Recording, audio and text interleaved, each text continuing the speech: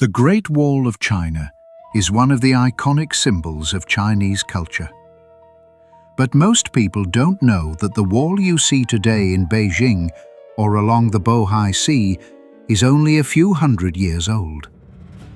The true earliest Great Wall of China dates back over 2,200 years, and its role was far more than just a wall or a barrier. Today, let's journey back to the era of Emperor Wu of Han, an age of clashing steel and thundering hooves, and see how the Han Dynasty's Great Wall helped an agricultural civilization defeat the first nomadic empire in human history.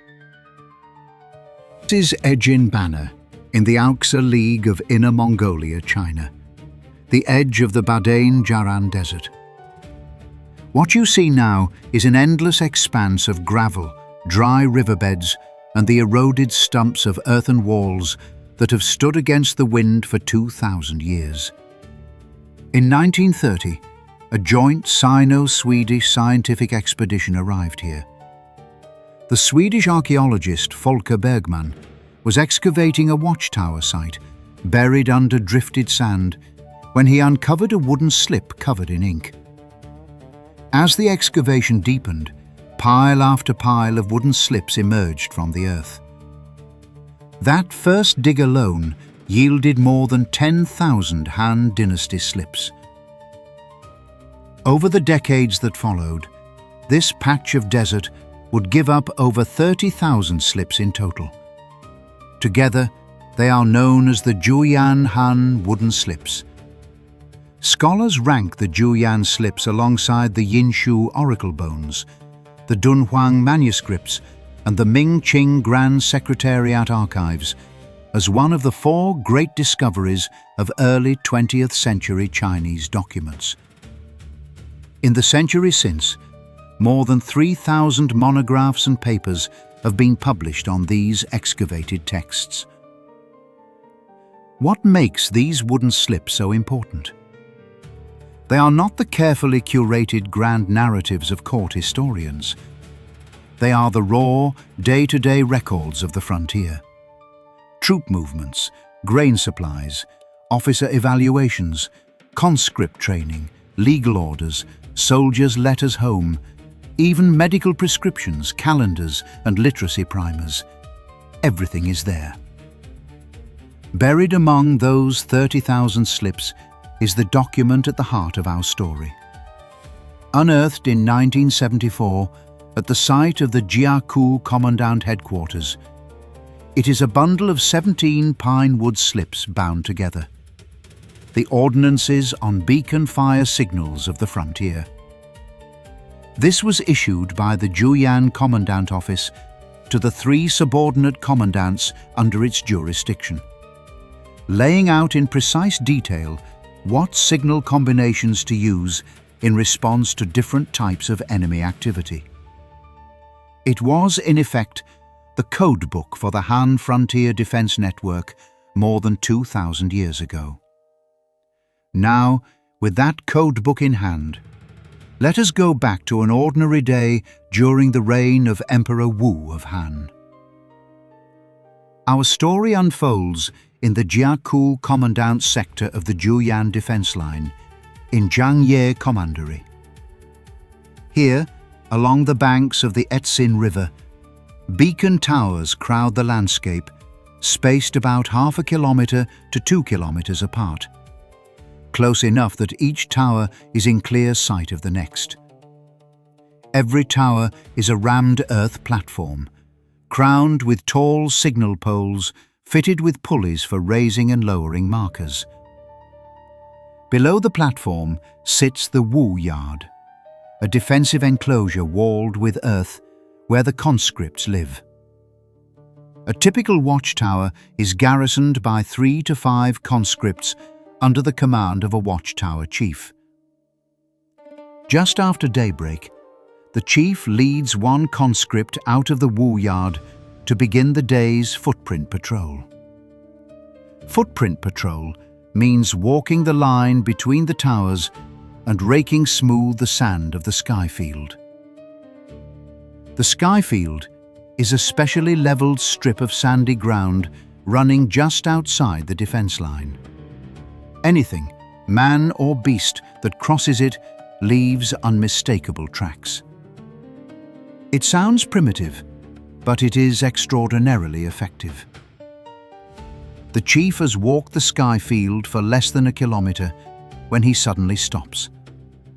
On the smoothed sand, more than a dozen fresh hoofprints have come in from the north, crossed the skyfield marker and pressed on southward. On his return sweep, he finds another set of some 10 tracks beside the first, these ones turning back. Xiongnu scouts have crossed the line to reconnoiter. There is no doubt about it. The chief does not hesitate. He turns and sprints back to the tower. Once back on the beacon platform, he orders the conscripts to their stations. He must now make 3 judgments: where the enemy has come from, roughly how many, and how far they have penetrated. The hoofprints in the skyfield tell him Xiongnu horsemen have crossed the line from the north. The density and count of the tracks suggest roughly a few tens of riders.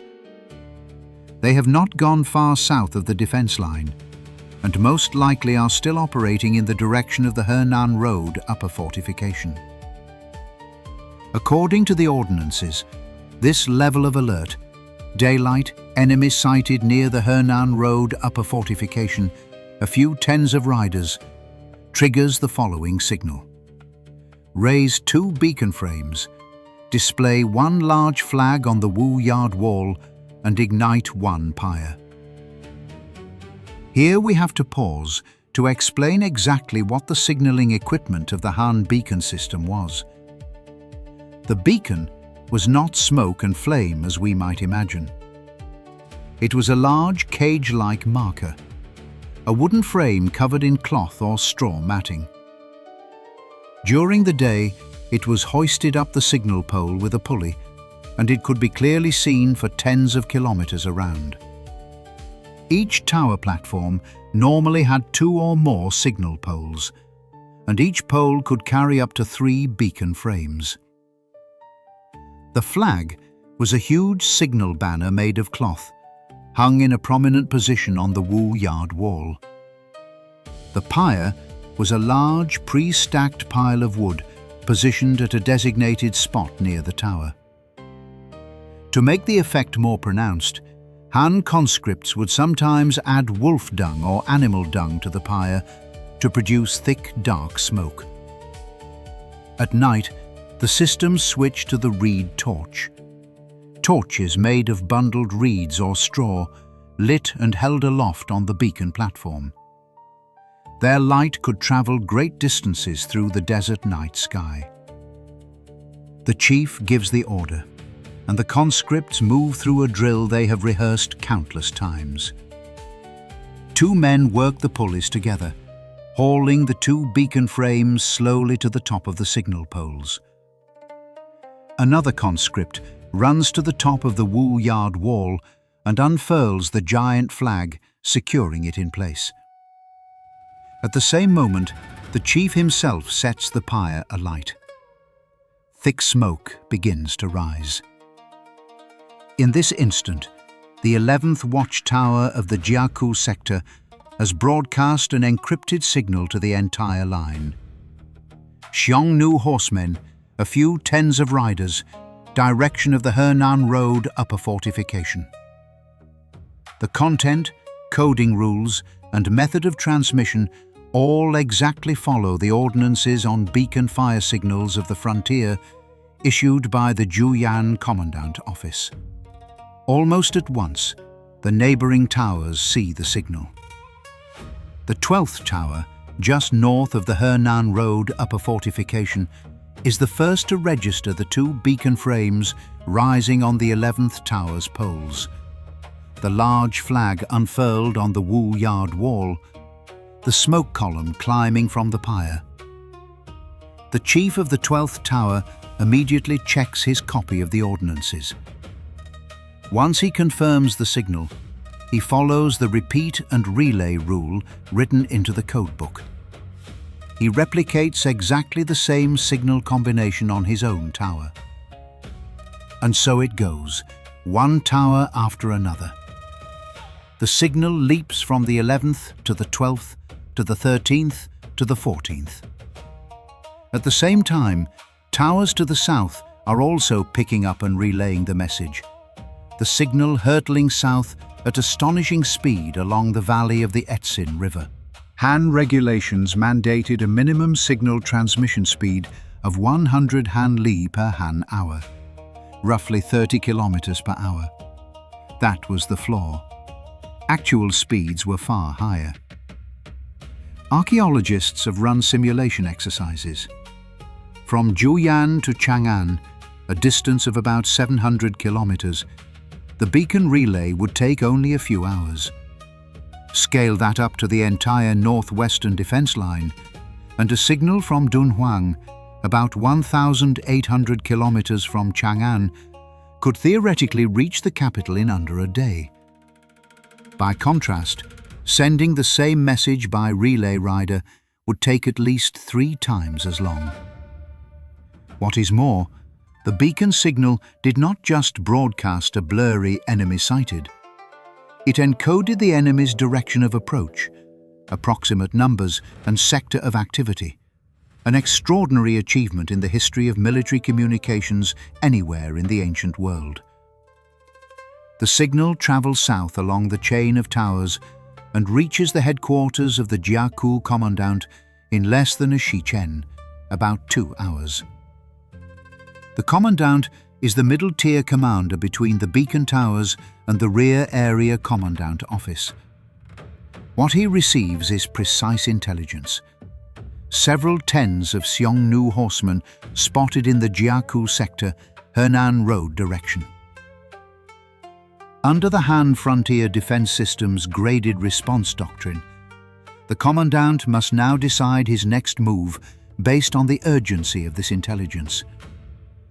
The Ordinances divided Xiongnu incursions into 5 grades. Grade 1. 1 to 10 enemy enter the frontier. This is a small scouting or harassment party. No major response is required. All towers simply raise their alert level. Grade 2. 10 to 500 enemy enter the frontier. If it is daylight and the enemy have not initiated an attack, the response follows Grade 1 protocol. If they have begun attacking or looting, the signal is escalated. Grade 3. 500 to 1,000 enemy enter the frontier, or the enemy has started assaulting fortifications. The situation is now critical. The rear areas must immediately concentrate troops for battle. Grades 4 and 5. Over 1,000 enemy enter the frontier in strength and lay siege to fortifications. This is the most dire scenario. A besieged tower must by day raise the tower top beacon. By night, it must raise the parting and meeting fires.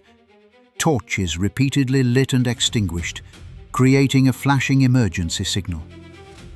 All neighboring towers must immediately respond, and the signal must be relayed all the way to the commandery governor and the imperial capital. Today's situation falls below Grade 2. A few tens of riders, no large-scale attack yet launched. But as the commandant compiles the successive reports from the towers along the chain, he spots an unsettling detail. The 11th tower, which first sent the signal, has not sent any follow-up message since. That strongly suggests the 11th tower is already under siege. And indeed it is. Less than half a shichen after the beacon signal went up, the Xiongnu war party appeared on the dunes just north of the tower. They number about 40 or 50 riders, some wearing iron armor and carrying large shields, the kind of shields cavalry use. The Xiongnu know very well that once one of these Han signal towers sends an alert, the rear areas will know someone has come. They are unlikely to press further in to loot now. But before pulling back, destroying a Han watchtower and killing a few conscripts will still count as a victory when they return home. The watchtower chief watches the enemy's movements coolly from the top of the Wu Yard wall. Including himself, he has just 5 men. 5 against 40 or 50. There is no prospect of a direct fight. But he does not need to win this battle. He needs to buy time. And for holding time, what does he rely on? The crossbow. The crossbow was the core personal weapon of the Han frontier conscript. The weapons registers, equipment allocation records, and defensive equipment inventories preserved in the Juyan slips record the holdings of every watchtower in meticulous detail. Almost every conscript was issued a crossbow. In its day, the Han crossbow was the most technologically sophisticated handheld projectile weapon in the world. Its release mechanism was controlled by a bronze trigger assembly, and its bow arm was a composite of layered wood and horn, delivering immense power. According to the actual weapon specifications recorded on the Juyan slips, a standard 3-dan crossbow had a range of roughly 120 paces, about 160 or 70 meters today. A heavy 6-dan crossbow could reach 180 paces, more than 250 meters. More critically, a crossbow fired from a stable platform is vastly more accurate than a bow shot from a moving saddle. The Xiongnu rider could only use his bow, jolted by the gallop of the horse, both hands occupied with the reins. The arrow he loosed lost much of its force and accuracy. A Han conscript standing firmly behind the Wu Yard wall, both feet planted on the ground, drawing his crossbow arm with his legs, had an effective range at least 2 to 3 times that of a Xiongnu horse archer. When the Xiongnu spurred their horses toward the watchtower, what met them was volley after volley of precisely placed crossbow bolts. The 5 men loaded and shot in rotation. As the Xiongnu riders entered killing range, one after another was struck and fell from his horse. They tried to shoot back from the saddle, but their arrows had lost most of their energy before they even reached the Wu Yard wall. Some scraped past the earthen wall, others stuck in its surface, but none could touch the Han soldiers sheltered behind it. The 11th tower held out for about half a shichen. Their quarrels were nearly spent, but their signals had already done their full work. Stationed in the agricultural garrison zone to the rear, the commandery's standing cavalry forces were already racing north along the Etsin River Valley. This frontier cavalry unit numbered around 100 men, part of the Han border system's specialized mobile counterstrike arm. By the reign of Emperor Wu, cavalry had developed into an independent combat branch. Frontier cavalrymen farmed the land in peacetime and mounted up in armor when war came. Their equipment included crossbows, ring pommel sabers, and long halberds. Their tactical proficiency and equipment levels were far superior to those of the Xiongnu riders. The frontier cavalry pushed hard up the river valley. Roughly 1.5 shichen later, their scouts reported back. The Xiongnu party had abandoned the siege of the 11th tower and was withdrawing northward. They were carrying several wounded men and were moving slowly. The commandant issued the order: take a shortcut and intercept them. Using their intimate knowledge of the Etsin River Valley terrain, the frontier cavalry followed a dry tributary channel to cut across the Xiongnu line of retreat. The fight that followed was short and decisive. The Han frontier cavalry opened with a volley from their crossbow formation, then switched to ring-pommel sabres and charged. The Xiongnu were renowned for their mounted archery and close-quarters fighting, but this time they had neither the advantage of numbers nor the benefit of surprise. Faced with a prepared Han ambush, they broke quickly. The dozen or so survivors abandoned whatever plunder they had gathered and fled north into the desert. From the moment the 11th tower spotted the hoofprints and raised the alarm, to the commandant's deployment of frontier cavalry and the completion of the interception, the entire sequence of events took place within half a day. The forces involved operated at different scales. 5 conscripts in the Watchtower, several dozen men under the commandant, more than 100 garrison cavalry from the commandant office, and not a single link in this chain required anyone to improvise a decision on the spot. From the ordinances on beacon fire signals of the frontier to the commandant office's operational standing orders, from the crossbow defensive tactics drilled at the beacon towers to the frontier cavalry's mobile counterstrike routes, every response protocol had been fully laid out in advance. What the beacon fire system did was activate in real time whichever of those protocols best matched the situation at hand. This is how the Han Great Wall really worked. It was less a physical barrier than a nervous system threaded through the northern frontier of an empire. When the enemy touched any nerve ending along its length, the information raced to the brain in a matter of hours, and the brain delivered force back to the exact point of contact with precision. It did not hold the enemy out with a wall. It used information to make the counter-strike force react faster and strike with unambiguous purpose. In 121 BC, after a relentless series of offensives directed by Emperor Wu himself, the Xiongnu were driven back north of the Gobi, and the Hexi corridor formally entered the territory of the Han Empire. The Han court immediately established 4 commanderies in the Hexi region: Wu Wei, Juchuan, Zhangye, and Dunhuang.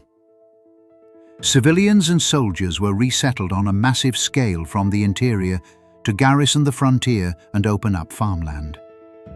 At the same time, following the natural barriers of rivers like the Etsin and the Shule, the Han built beacon towers and fortifications on a grand scale. What we call the Han Great Wall defense line began to take its mature shape from this moment. The effect of the completed defense line was immediate. Stripped of the Hexi corridor's rich pastures and its forward staging bases for southern raids, the Xiongnu saw their ability to harass the Han frontier fundamentally crippled. They rapidly discovered that raiding Han border territory had become a losing proposition. Before, they could rush into a border commandery, grab what they could, and be gone before the Han forces could react. Now, they had not even reached the foot of the wall before the alarm had already been sounded along hundreds of li behind them. Small parties could not overrun watchtowers defended by crossbowmen. Large-scale penetrations would inevitably be intercepted en route by Han mobile cavalry. As the historical record would later put it, when the Han border commanderies maintained alert and watchful beacon fires, the Xiongnu found little profit in making raids upon the frontier and rarely ventured again. From the humiliation at the foot of Mount Baideng to the triumph of Hua Chubing beneath the Qilian Mountains, and then to the decades of relative peace on the northern frontier after the defense line was established, behind this arc lies a great leap forward in institutional design and engineering by an entire civilization. The Han people did not try to build the Great Wall as an impregnable high barrier. Across thousands of kilometers of open wilderness, That was neither practical nor necessary. What they built was a network that moved information faster than horsemen could ride. That network stretched from Dunhuang in the west, snaking eastward along the Hexi corridor, through Juyan, Wuyuan, and Yobeiping, all the way to Liaodong in the far northeast.